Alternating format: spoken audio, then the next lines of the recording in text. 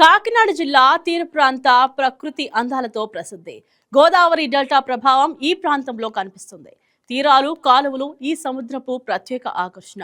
Aqua సాగు, వ్యవసాయం ప్రధాన జీవనాధారం.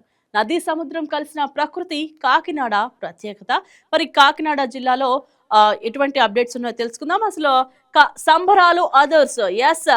కాకినాడ కాకినాడలో ఘనంగా అంతర్జాతీయ మహిళా దినోత్సవ వేడుకలు జరిగాయి. మహిళా శక్తికి వేదికగా మారిన కార్యక్రమం. డ్వాక్రా గ్రూపుల మహిళలకు ప్రత్యేక సత్కారం అని చెప్పి తెలుస్తోంది. సర్ఫ్ సభ్యుల స్టాల్స్ ఆకట్టుకున్న వేడుకలు.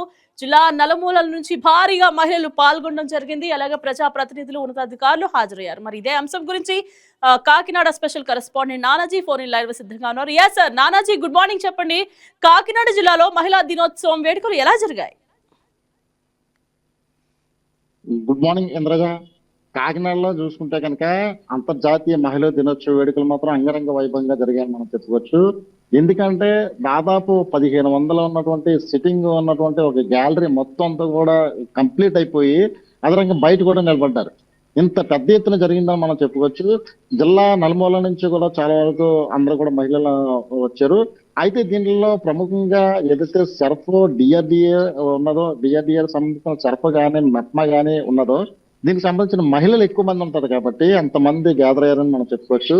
అలాగనే మహిళాభివృద్ధి సంస్థ, స్త్రీ శిశు సంక్షేమం, ఇవి రెండు కూడా కలిపి సంయుక్తంగా నిర్వహించారు. దీనికి సంబంధించింది ముఖ్యంగా ఎమ్మెల్సీ కరి పద్మశ్రీ, అలాగనే ఎమ్మెల్యే వన్నాడి కొండబాబు, కలెక్టర్ గారు సన్మోహనం, అలాగనే ఎస్పీ బిందు మాధవ్, వీళ్ళు ప్రముఖంగా పాల్గొన్నారు. దీనికి సంబంధించి వాళ్ళ యొక్క అంటే బిజినెస్ ఏ విధంగా జరిగింది, అంటే వాళ్ళ లోన్ ఎలా తీసుకున్నారు, సబ్సిడీ తీసుకున్న వరకు ఎంత వరకు కట్టారు అనేది వాళ్ళకి సంబంధించిన మొత్తం డీటెయిల్స్ అన్ని కూడా చెప్పడం జరిగింది. దీనికి సంబంధించిన కలెక్టర్ కానీ అలాగే ఎమ్మెల్యేలు కానీ చాలా వరకు ఆశ్చర్యం వ్యక్తం చేశారు. దాదాపు లక్షల టర్న్ ఓవర్, ఒక మహిళల చేతుల మీదగా లక్షల టర్న్ ఓవర్ జరుగుతుందంటే చాలా ఆశ్చర్యం వ్యక్తం చేశారు. అదే రకంగా సగటున కొంతమంది మహిళ నెలకి వచ్చే ఆదాయం చూసుకుంటే కనుక దాదాపు ₹1,00,000 వరకు, 60,000 నుంచి ₹1,00,000 వరకు కూడా ఆదాయం వస్తుందంటే కనుక ఆయన చాలా అప్రిషియేట్ కూడా చేశారని చెప్పుకోవచ్చు. అలాగే చాలా వరకు అంటే కొంతమంది అగరబత్తీలు తీయడానికి, కొంతమంది అన్నమాట పాల కేంద్రం పెట్టడానికి, అలాగనే కుట్టు మిషన్ల ద్వారా తీసుకుని, అంటే ఒక వ్యక్తి వచ్చి ఒక కుట్టు మిషన్ తీసుకున్న తర్వాత తను అభివృద్ధి చెంది మళ్ళీ 4 కుట్టు మిషన్లు కొని దాన్ని కొంచెం మల్టిపుల్ గా చేసుకుని దాని ద్వారా మరొక అంటే కొన్ని ఆవులు కొని దానికి పాడి పరిశ్రమలు కట్టి అలాగే మల్టిపుల్ బిజినెస్లు కూడా చేస్తానని చెప్పుకోవచ్చు. అయితే ఇంత అభివృద్ధి చెందిన వారికి అంతా కూడా యూనిటీగా ఉంటారు కాబట్టి కంపల్సరీ రీపేమెంట్ కరెక్ట్ గా ఉంటది కాబట్టి ఈ డ్వాక్రా మహిళల కంటే బ్యాంకులన్నీ కూడా ముందుకు వస్తాయని చెప్పుకోవచ్చు. లోన్లు ఇవ్వడానికి వాళ్ళంతా కూడా పర్ఫెక్ట్ గా కట్టేసేసి ఆ రకంగా ఏదైతే గ్రౌండింగ్ ఉన్నదో దీనికి సంబంధించిన సబ్సిడీ గ్రౌండింగ్ కూడా కరెక్ట్ గా జరుగుతుందని మనం చెప్పుకోవచ్చు. అలాగే దాదాపు 96,030 మంది మహిళలకి అందరికీ కూడా 1,400 కోట్ల పైన ఇక్కడ గ్రౌండింగ్ అయిందని చెప్పుకోవచ్చు. ఈ ఏడాదిలో దాదాపు ఏదైతే టార్గెట్ ఉన్నదో, గవర్నమెంట్ ఇచ్చిన టార్గెట్ ఉన్నదో 100% కూడా టార్గెట్ పూర్తయిందని చెప్పేసి డిఆర్డిఏ పీడీ కూడా చెప్పడం జరిగింది.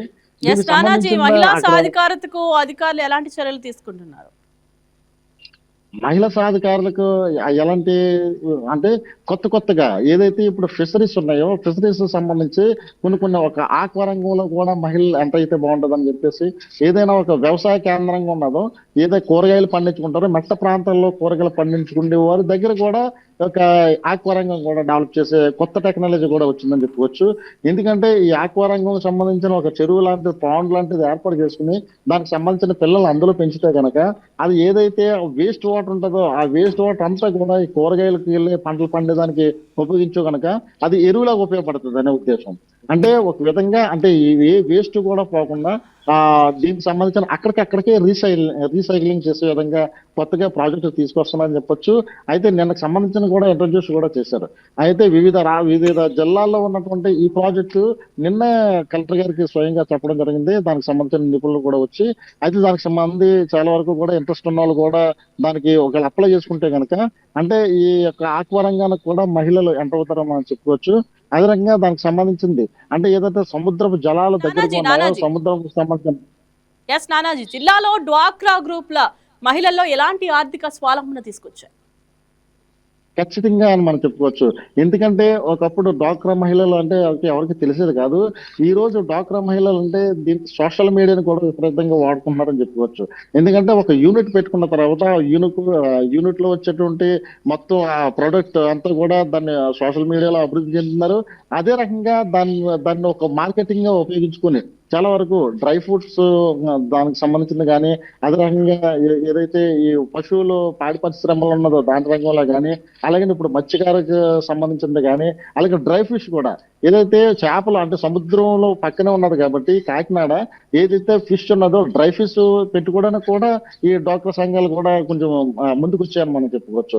ఈ బ్యాంక్ కి సంబంధించిన వారు ప్రతి ఒక్కరు కూడా వాళ్ళని ఎంకరేజ్ చేసి ఏదైతే దాని గ్రౌండింగ్ రియాలిటీ ఉన్నదో దీనికి సంబంధించి ఏదో పారిశ్రామిక రంగం సంబంధించి ఇక్కడ ఎవరైతే ఈ డిఎస్సి మేనేజర్ గణపతి గారు ఉన్నారో ఆయన కూడా ఎవరైతే ఇటువంటి పరిశ్రమలు పెట్టాలనుకుంటున్నారో వారు నేరుగా ఎవరికి కూడా లంచాలు కానీ డబ్బులు కానీ ఇవ్వకుండా నేరుగా వచ్చి కానీ ఒకవేళ కానీ కలిస్తే కనుక ఖచ్చితంగా వారికి గైడ్ లైన్స్ ఇచ్చి అంటే టాప్ టు బాటం అప్లికేషన్ పెట్టడం దగ్గర నుంచి సబ్సిడీ గ్రౌండింగ్ అయ్యే వరకు అదే రకంగా లోన్ రీపేమెంట్ ఏ విధంగా చేయాలి, దానికి సంబంధించిన ప్రోడక్ట్ ఎక్కడ కొనాలి, అదే రా మెటీరియల్ ఎక్కడ కొనాలి, అదే రకంగా ప్రోడక్ట్ ఏ విధంగా అమ్మాలి అనే విధంగా అంతా కూడా అవగాహన కల్పించి అదే రకంగా వివిధ అధికారులతోటి నిపుణులతోటి కూడా ఎప్పటికప్పుడు మీటింగ్ జరిపి ఈ మహిళలను చాలా వరకు అభివృద్ధిలో చెందారని చెప్పుకోవచ్చు.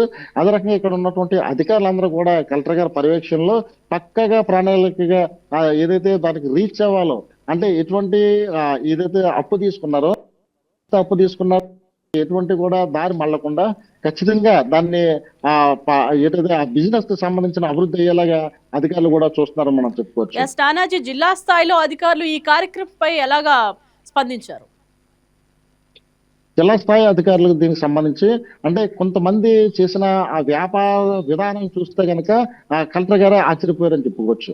ఎందుకంటే ఒక మహిళ వచ్చేసి ఒక నార్మల్ గా 1 లక్ష రూపాయలు తీసుకున్న మహిళ అలాగే ఒక 2 మిషన్లు పెట్టుకుని ఆ తర్వాత దాన్ని మళ్ళీ డెవలప్మెంట్ చేసి ఆ తర్వాత ఎంబ్రాయిడింగ్ మిషన్ పెట్టుకుని దాన్ని మళ్ళీ డెవలప్ చేసి కొంతమందికి ఉపాధి కల్పించుకుని దాంట్లో వచ్చిన లాభాలతోటి కొన్ని పశువులు కొని దాన్ని మళ్ళీ లోన్ అప్లై చేసుకుని అదే రకంగా ఇక్కడ మళ్ళీ డైరీ ప్రారంభించి అంటే ఒకవైపు ఈ ప్రాజెక్ట్ చేస్తూ అదే రకంగా మళ్ళీ అంటే మల్టిపుల్ బిజినెస్లు కూడా చేసే వరకు కూడా మహిళలు ఎదగారని చెప్పేసి నిన్నే తెలిసింది. అదే రకంగా కలెక్టర్ గారు కానీ, ఎస్పీ గారు కానీ, అలాగే జాయింట్ కలెక్టర్, అలాగే ట్రైనింగ్ కలెక్టర్స్ అంటే ఇలా ఐఏఎస్ ఆఫీసర్స్, ఐ ఆఫీసర్స్ కూడా అక్కడ ఉన్నారు కాబట్టి వాళ్ళందరూ కూడా ఆశ్చర్యం వ్యక్తం చేశారు. అంటే సాధారణంగా ఉండే ఒక గృహిణి లక్షల్లో ఆదాయం పొందే అవకాశాలు ఇప్పుడు ప్రభుత్వం కల్పిస్తున్నదంటే ఖచ్చితంగా మీరు అందరూ కూడా దాన్ని మీరు వినియోగించుకోవాలి. అదే రకంగా ఎలాంటి మీకు సలహా కావాలన్నా సరిగా నేరుగా వచ్చి అధికారులకు కలండి అని చెప్పేసి హామీ ఇవ్వడం జరిగింది. అదే రకంగా దీనికి సంబంధించిన మహిళలు ఇంకా వాళ్ళకి ఏమన్నా కొత్త ఐడియాలజీ ఏదైనా ఉంటే కనుక అది నేరుగా తీసుకొస్తే దానికి సంబంధించిన ఏదైతే ఇప్పుడు ఎంఎస్ఎంఈ లోన్లు ఉన్నాయో పీజీఎం, ఈజీపీ కానీ ఎంఎస్ఎంఈ కానీ ఈ లోన్లకు సంబంధించిన కూడా దీనికి ఉన్న యూనిట్లన్నీ కూడా వాళ్ళకి వివరించి వారి అభివృద్ధి పదవుల్లో నడిపిస్తానని చెప్పేసి అధికారులు కూడా చెప్తా ఉన్నారు. Right Nanaji, thank you for your updates. ఈ వీడియో మీకు నచ్చినట్లయితే లైక్ చేయండి, షేర్ చేయండి, మా ఛానల్కి సబ్స్క్రైబ్ చేయండి.